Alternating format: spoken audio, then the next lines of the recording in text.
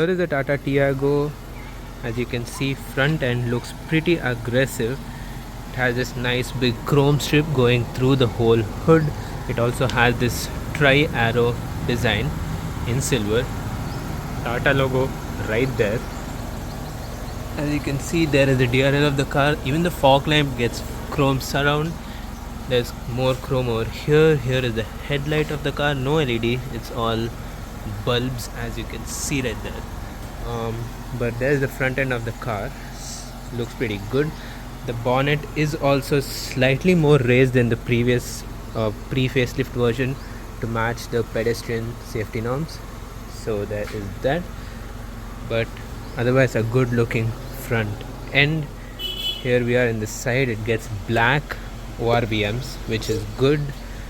Door handles have this nice silver strip over here. Here is the alloy wheel design of the car. Looks pretty good. Only the top end variant gets alloy wheels. And tire size is 175/60 R 15 inches. Here is the fuel cap. This is the side profile of the car. It looks pretty good. Now moving on to the back, here is the rear tail lamp, and you can see it has this boomerang effect, I think is what Tata calls it. Again, no LEDs. Here is the rear end of the car. Rear end again looks very elegant and classy. Tata logo right there. It says Tiago over there. Here is the reverse parking camera. Nice chrome strip. There is the scuff plate. Again, it also has this nice weird black winglets. I don't know what this is, but it has that on the rear wing. Again, on the side it has this black vinyl. I don't know why Tata decided to put that there, but they did. I think it kind of finishes off everything. So you have that over here as well. Let us quickly get into the car. I also wanted to show you one thing. If you turn off the car and lock it, the mirrors fold in, and if you unlock it, the mirrors fold out. So again, nice touch. It also has the follow me home headlamps. Getting in to the vehicle, here is the dashboard. It looks quite nice, quite premium, quite a premium looking dashboard. Now this is hard plastics, but they have textured it off and it doesn't feel cheap, so that's nice black and beige combo for the interior. Now it has good storage, so as you can see, nice big glove box, and it also has a secondary compartment over there, which is nice. Now you have door pocket storage right here, up to a I think half-liter bottle, and you can store some paperwork or files over there. So there's that. You also have this hook over here, which can store up to 2 kgs of any bags or covers or whatever you want to put in there. It also has this storage pocket over here for the driver on the driver's side, so no shortage for storage. There's also your handle over there. Now getting into the digital information cluster, it has three little meters over here. If I turn on the engine, there it roars to life. So you can see the tachometer over there.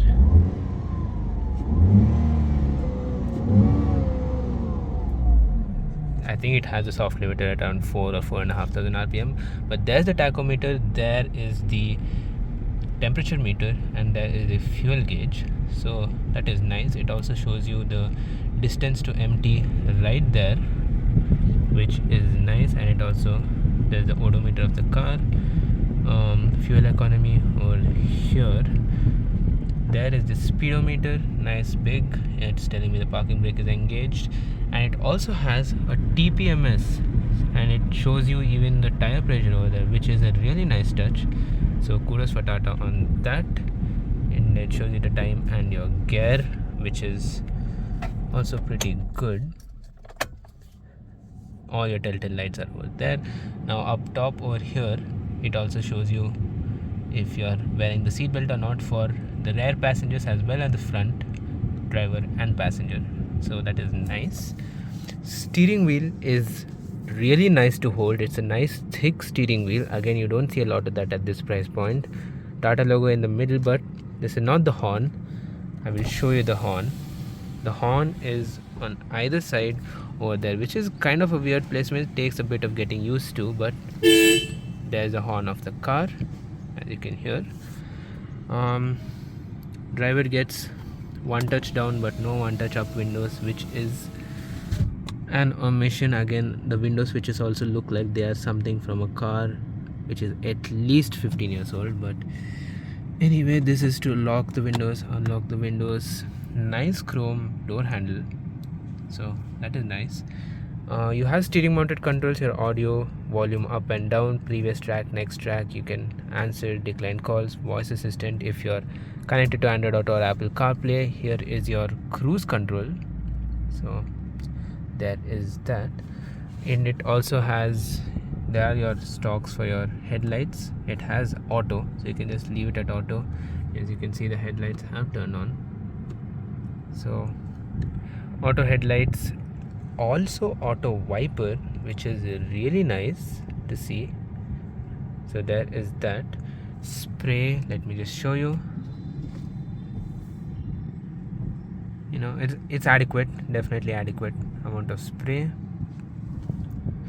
There's also this receipt holder over here, which is nice. Driver does not get a mirror, but you can keep stuff over there. Passenger does get a mirror. This can also be opened to block sun on the other side.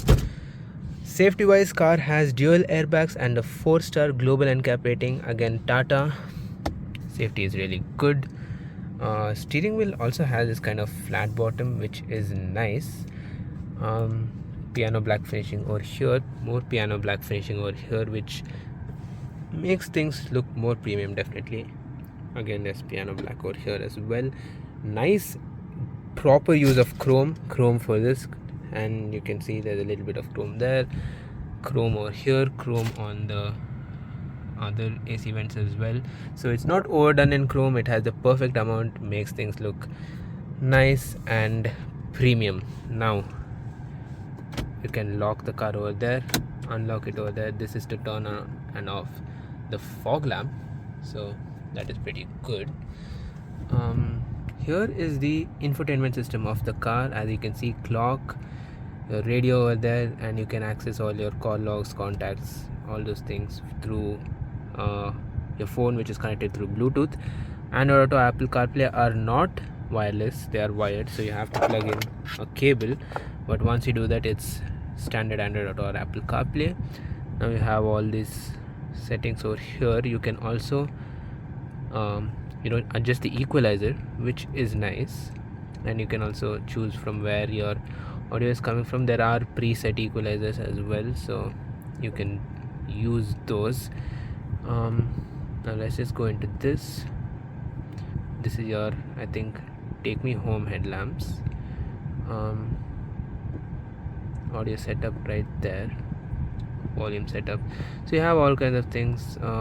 Software versions, if you get any updates, it should come over there. You can also change the color of the theme over here. Yeah, up to 5 colors. I'll just leave it in the default one because that looks the best in my opinion.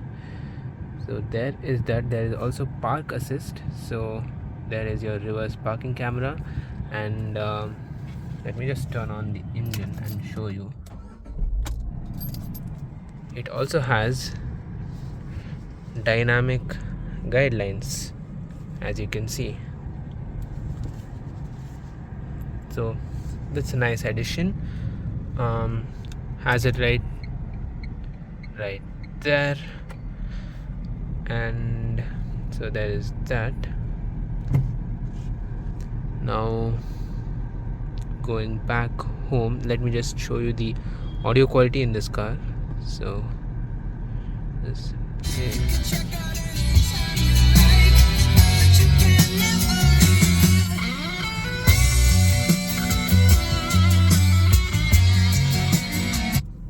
So there is audio quality again is pretty good.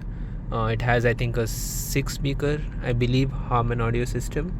So you can see speakers over here on all 4 doors, and it also has tweeters. Says Harman right over there, so Tata is proud of that. Now here are your climate controls. It has auto climate control, so it says auto on over there.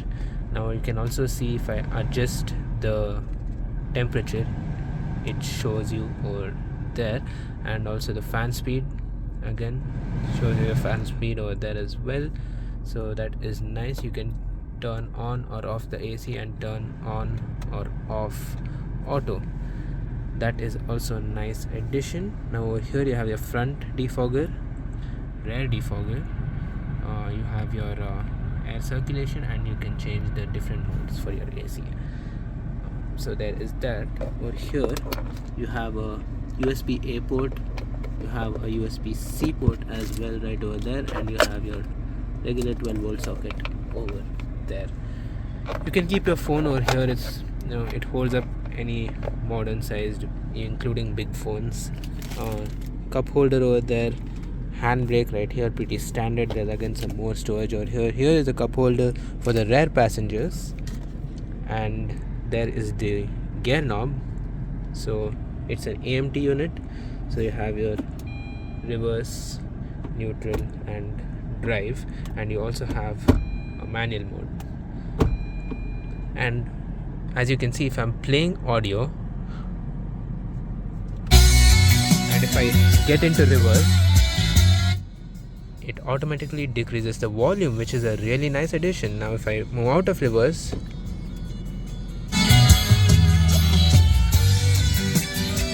so that is a really good thing which they have thought of. Nice attention to detail. I also realized there is this sticker over here, which I will definitely be pulling out. There we go. Very satisfying. So, and also the infotainment system is matte, so again it does help with fingerprints, but it is not extremely bright. But hey, you have to make some kind of some compromise. You can mute or unmute your audio, which is nice. I'm around 5'8" in height, so I'll just show you the back seat. Here is the back seats. As you can see, I have ample legroom, very good legroom. There are also 2 pockets, which is really nice. You can keep your phone and stuff over here, so that is really nice. A lot of headroom, which is really nice. So there is that. Here is the door panel itself. Again, tweeters on the doors, which is a nice addition. Here are the seats. Middle passenger does not get a head, however he gets a proper shoulder belt, which is a nice addition to see. Again, seat has that tri-star design. All the seats do. You can see it over here more clearly. Dashboard design, very premium looking, as I mentioned. Let's just get out. Doors, nice thud to them. Again, build quality in this car, it's one of its strong points. Hood, tailgate releases over there. Here we open the tailgate. As you can see, good amount of storage over here, nothing special. It has some kind of code over there as well.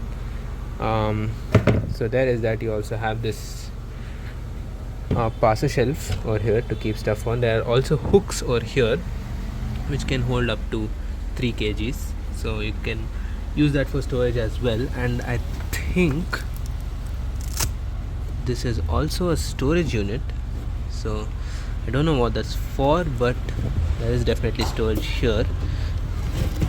Here is the spare wheel, and it is a space saver, and it's not an alloy, it's a steel wheel, and it is a 13 inches. The car runs on 15 inches. So there is that, and there's your emergency kit over there. Closing the tailgate. It's quite a heavy tailgate, huh? As you can see, it also has this weird design for the rear defogger, which is kind of weird, but it is what it is. I will also show you the front hood.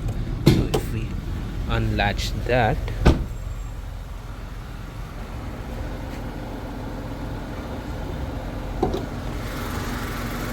here is the front hood of the car. As you can see, quite a bit of vibration, It's a 3-cylinder unit, so lot of vibration. There is insulation luckily over there, which is a nice thing to have. So there is the 1.2 liter naturally aspirated engine. Here are the rain sensors for the rain sensing wipers. Just wanted to show you that, but other than that, that is the complete walk around of the Tata Tiago. So let's take this car for a quick spin and I will tell you how it drives. Now I am not wearing my seat belt, and as you can hear in a while it will start beep. There it is. It starts beeping because I have not worn my seat belt. So let me just quickly wear my seat belt so that you won't be hearing any annoying noises. So now that we have done that, it is telling me that the rear passenger has not worn the seat belt, which is kind of annoying because it does not have weight sensors for the back. So that is kind of not a good thing, because it will keep beeping for like a few minutes. It doesn't beep for the whole time. It does stop eventually. There we go, it stopped.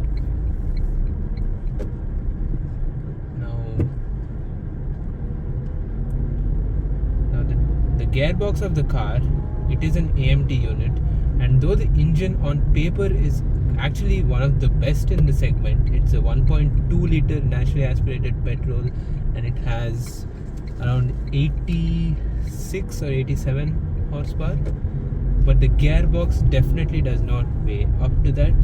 It's an AMT unit, which is known that AMTs are not the best for performance, but this thing feels quite jerky at low speeds. Here, let me show you now. We've come to a complete stop. Now if I let go, there is quite a bit of jerk.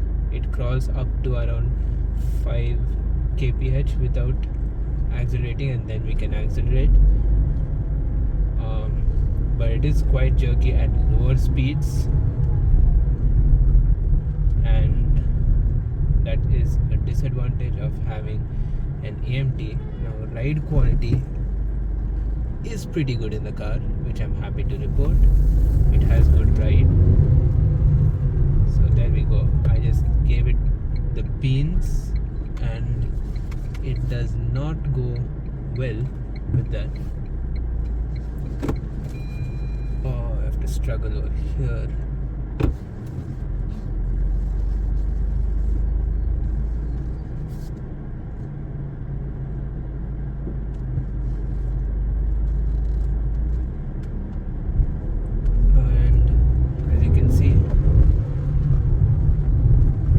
Takes quite a while for the gears to change, and it's a very lethargic gearbox.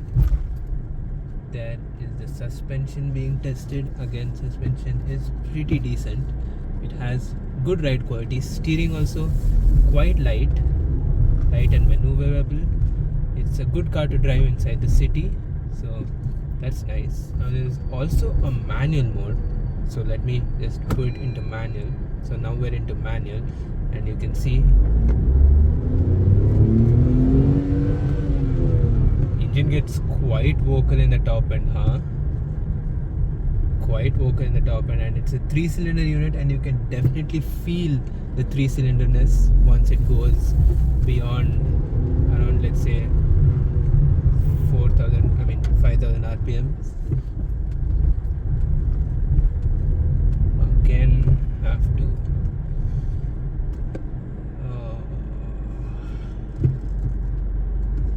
see, this is the kind of places where it does get quite jerky, the gearbox, so which is kind of annoying, but it is what it is.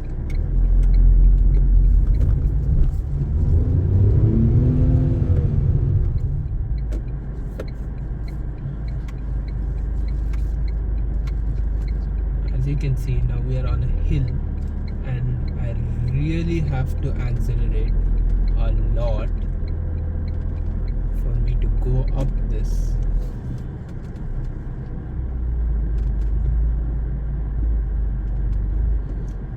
And yep, that jerkiness is still there, but it is an AMT unit. The characteristic of the gearbox. Now, other than that, the driving experience, I would say at low speeds there is a slight amount of jerk, but if you can get past that, for normal city usage it is enough. However, if you want to take it out in the highway, it does not have the amount of performance which you would expect seeing the numbers on paper.